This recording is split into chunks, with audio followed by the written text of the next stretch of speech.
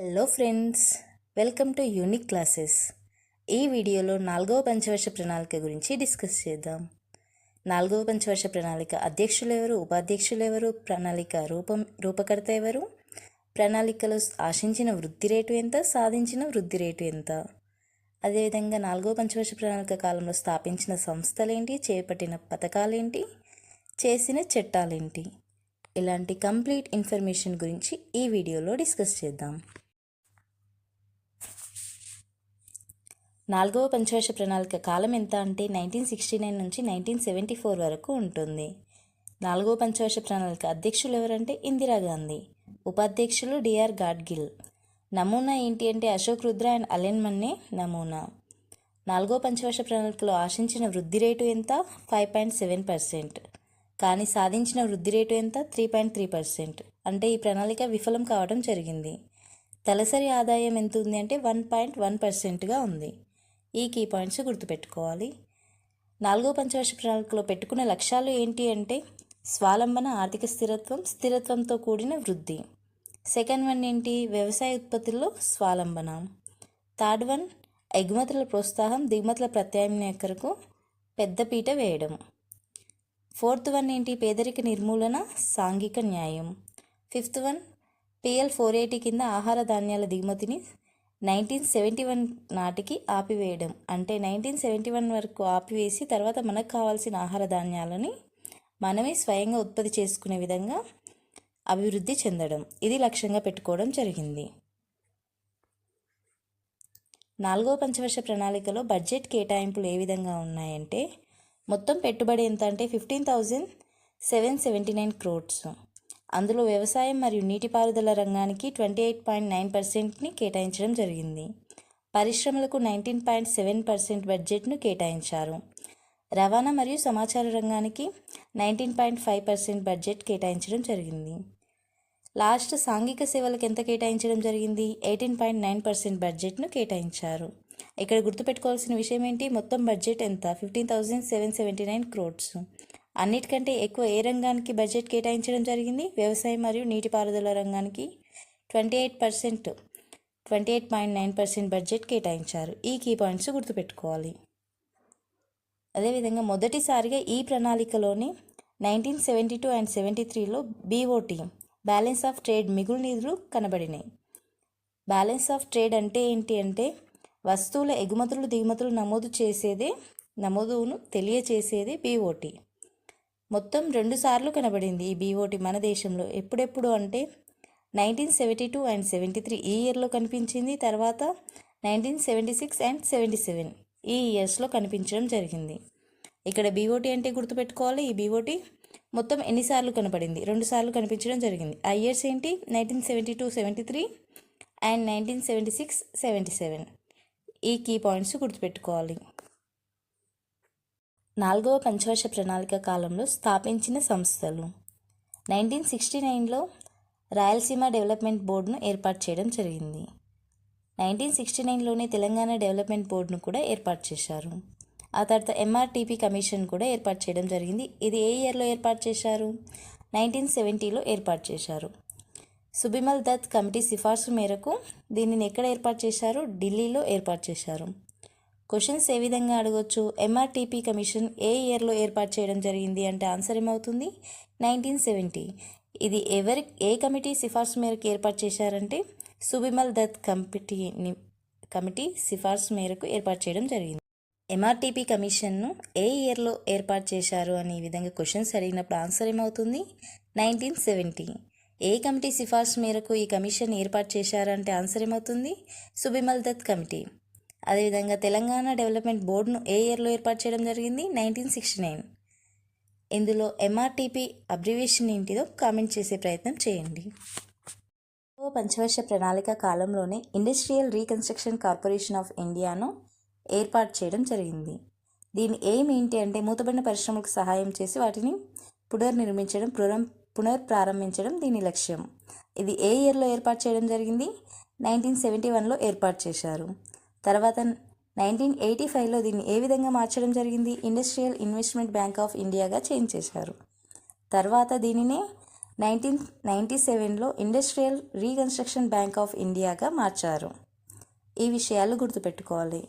Industrial reconstruction corporation of India ఏమేంటి, మూతబడిన పరిశ్రమలకు సహాయం చేసేందుకు ఏర్పాటు చేయడం జరిగింది. ఇది ఏ ఇయర్లో ఏర్పడింది? 1971లో ఏర్పడింది. దీనిని 1985లో ఇండస్ట్రియల్ ఇన్వెస్ట్మెంట్ బ్యాంక్ ఆఫ్ ఇండియాగా చేంజ్ చేశారు. తర్వాత 1997లో ఇండస్ట్రియల్ రీకన్స్ట్రక్షన్ బ్యాంక్ ఆఫ్ ఇండియాగా చేంజ్ చేయడం జరిగింది. నెక్స్ట్ పాయింట్ ఏంటి? ఈశాన్య రాష్ట్రాల మండలిని కూడా ఏర్పాటు చేశారు. ఇది ఏ ఇయర్లో ఏర్పాటు చేయడం జరిగింది? 1971లో ఏర్పాటు చేయడం జరిగింది. నెక్స్ట్ ఇక్రిషాట్ను కూడా ఏర్పాటు చేశారు. ఇదే ఇయర్లో ఏర్పాటు చేశారు, 1972లో ఏర్పాటు చేశారు.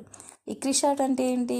International crops research institute for semi arid tropics. ఇది ఎక్కడ ఉంది అంటే హైదరాబాద్లో ఉంది. హైదరాబాద్లోని పటాన్ చెరువులో ఉంది. ఇక్రిసాట్ దేనితో అనుబంధ సంస్థగా ఉంది అంటే యుఎన్ఓ అనుబంధ సంస్థగా ఉంది. ఇక్రిసాట్ వేటిపైన పరిశోధనలు చేస్తుంది అంటే అర్ధశుష్క ప్రాంత పంటల మీద పరిశోధన చేయడం జరుగుతుంది. ఈ కీ పాయింట్స్ గుర్తుపెట్టుకోవాలి. క్వశ్చన్స్ ఏ విధంగా అడగొచ్చు? ఇక్రిసాట్ ఏ పంచవర్ష ప్రణాళిక కాలంలో ప్రారంభించబడింది? అది ప్రారంభించిన సంవత్సరం ఏంటిది? 1972. లొకేషన్ ఏంటిది? హైదరాబాద్. ఇక్రిసాట్ అనుబంధ సంస్థ ఏంటి అంటే యుఎన్ఓ. ఇక్రిసాట్ వేటిపైన పరిశోధనలు చేస్తుందంటే అర్ధశుష్క ప్రాంత పంటల మీద పరిశోధన చేస్తుంది. ఇలాంటి విషయాలు గుర్తుపెట్టుకోవాలి. 4వ పంచవర్ష ప్రణాళిక కాలంలో చేసిన పథకాలు. నారిమన్ కమిటీ సిఫార్సు మేరకు 1969లో లీడ్ బ్యాంక్ పథకం ప్రారంభించడం జరిగింది. 1970 దశాబ్దాన్ని వైట్ రెవల్యూషన్ దశాబ్దంగా పేర్కొంటారు. ఈ ఇయర్లో ఇండియాలో పాలోత్పత్తి పెంచడానికి వైట్ రెవల్యూషన్ స్టార్ట్ చేయడం జరిగింది. ఇండియాలో వైట్ రెవల్యూషన్ పితామహుడిగా ఎవరిని పేర్కొంటారంటే డాక్టర్ వర్గీస్ కురియన్ను పేర్కొనడం జరుగుతుంది. సో క్వశ్చన్స్ ఏ విధంగా అడగొచ్చు? Who is the father off white revolution in India అని అడిగినప్పుడు ఆన్సర్ ఏమవుతుంది? వర్గీస్ కురియన్. అది ఏ ఇయర్లో స్టార్ట్ అయింది వైట్ రెవల్యూషన్ ఇండియా లోపల అంటే 1970. అదేవిధంగా లీడ్ బ్యాంక్ స్కీమ్ ఎప్పుడు ప్రారంభించడం జరిగింది అంటే 1969. ఏ ఇయర్స్ గుర్తుపెట్టుకోవాలి, ఆ ఇయర్స్లో ప్రారంభించిన స్కీమ్స్ని గుర్తుపెట్టుకోవాలి. నెక్స్ట్ ఈ వర్గీస్ కురియన్ నేమ్ కూడా గుర్తుపెట్టుకోవాలి. ఇవి రిపీటెడ్గా అడిగే క్వశ్చన్స్. నెక్స్ట్ ప్రారంభించిన పథకాలు ఏంటి అంటే శీఘ్ర తరహా గ్రామీణ ఉపాధి కార్యక్రమాన్ని ప్రారంభించారు. ఇది గ్రామీణ ప్రాంతాల్లో ప్రతి జిల్లాలో 1000 మందికి సంవత్సరంలో 10 నెలలు పని కల్పించే పథకం. మరొక పథకం ఏంటి అంటే శీఘ్ర గ్రామీణ నీటి సరఫరా పథకం. ఇది ఏ ఇయర్లో ప్రారంభించడం జరిగింది? 1970-73 ఈ ఇయర్స్లో ప్రారంభించారు. దీని ఎయిమ్ ఏంటి? ప్రతి గ్రామానికి తాగునీటి సరఫరా అందించడం.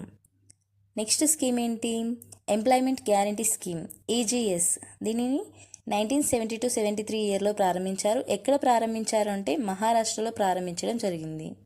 తర్వాత 1993లో దీన్ని ఏ విధంగా చేంజ్ చేశారు? ఎంప్లాయ్మెంట్ అష్యూరెన్స్ స్కీమ్గా మార్చడం జరిగింది. ప్రజెంట్ దీన్ని ఏ విధంగా మార్చారు అంటే Mahatma Gandhi national rural guarantee employment ప్రోగ్రామ్గా చేంజ్ చేయడం జరిగింది. ప్రస్తుతానికి దీనికున్న నేమ్ ఏంటి? Mahatma Gandhi national rural guarantee employment ప్రోగ్రామ్గా పిలుస్తున్నారు. ఏ ఇయర్లో ప్రారంభించడం జరిగింది? 1970-73 ఈ ఇయర్లో ప్రారంభించారు. ఫస్ట్ ఎక్కడ ప్రారంభించారు? మహారాష్ట్రలో ప్రారంభించారు. తర్వాత ఈఏఎస్గా ఎప్పుడు మార్చడం జరిగింది? 1993లో మార్చారు. ప్రజెంట్ ఏ విధంగా ఉంది? Mahatma Gandhi national rural guarantee employment ప్రోగ్రామ్గా పిలుస్తున్నారు. ఈ కీ పాయింట్స్ని గుర్తుపెట్టుకోవాలి. వీటి అబ్రివేషన్స్ అడిగినా ఆన్సర్ చేయాలి. స్టార్టింగ్ ఇయర్స్ అడిగినా, లేదంటే ఈ స్కీమ్స్ ఏ పంచవర్ష ప్రణాళిక కాలంలో ప్రారంభించారు, ఏ విధంగానైనా క్వశ్చన్స్ అడిగే అవకాశాలు ఉంటాయి. కాబట్టి మనం ప్రతి చిన్న విషయాన్ని తెలుసుకునే ప్రయత్నం చేయాలి. నెక్స్ట్ స్కీమ్ ఏంటి అంటే డిపిఏపి. ఈ స్కీమ్ని ప్రారంభించడం జరిగింది. డిపిఏపి అంటే ఏంటి? Drought prone area programme. ఇది ఏ ఇయర్లో ప్రారంభించారు? 1973లో ప్రారంభించడం జరిగింది. ఇక్కడ కేంద్ర మరియు రాష్ట్ర ప్రభుత్వ నిధులు ఏ విధంగా ఉంటాయి? 50:50% ఉంటాయి. వీటి ఎయిమ్ ఏంటి? నీటి వనరులను అభివృద్ధి పరుస్తూ పర్యావరణ సమతుల్యతను సాధించడం కోసం, వర్షాభావం మరియు మెట్ట ప్రాంతాల అభివృద్ధి కోసం చేపట్టిన పథకమే డిపిఏపి. ఈ విషయాలు గుర్తుపెట్టుకోవాలి. ఇది ప్రారంభించిన ఇయర్ ఏంటి? 1973. ఇందులో నిధులు ఏ విధంగా కేటాయిస్తారు? కేంద్ర ప్రభుత్వం 50% భరిస్తే రాష్ట్ర ప్రభుత్వం 50% పెట్టుబడులు పెట్టాల్సి ఉంటుంది. నెక్స్ట్ స్కీమ్ ఏంటి? Marginal farmers and agriculture labours. వీరికి సంబంధించిన పథకం ప్రారంభించడం జరిగింది. ఇది ఏ ఇయర్లో ప్రారంభించారు? 1973లోనే ప్రారంభించారు. తర్వాత వచ్చిన స్కీమ్ ఏంటి అంటే కమాండ్ ఏరియా డెవలప్మెంట్ ప్రోగ్రామ్ని ప్రారంభించడం జరిగింది. ఇది ఏ ఇయర్లో ప్రారంభించారు? 1974లో ప్రారంభించడం జరిగింది. ఈ ఇంపార్టెంట్ పాయింట్స్ని గుర్తుపెట్టుకోవాలి.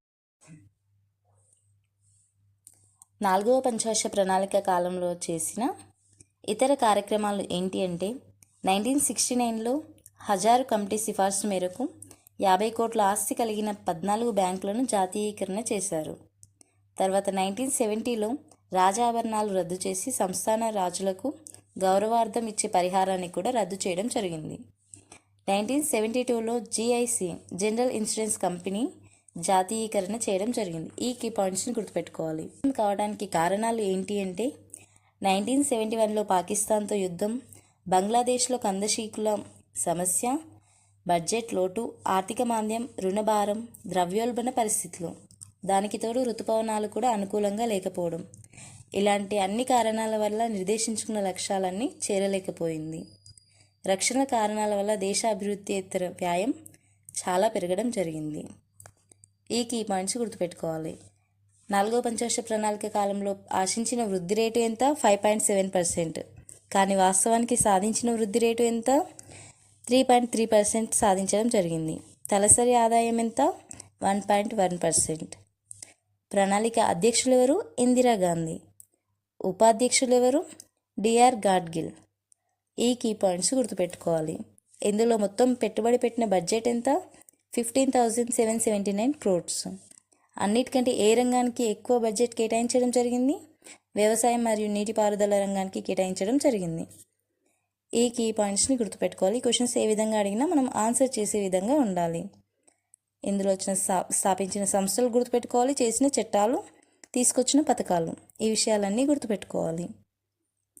నా వీడియోలో ఇన్ఫర్మేషన్ మీకు నచ్చినట్లయితే లైక్ చేయండి, షేర్ చేయండి, సబ్స్క్రైబ్ చేయండి.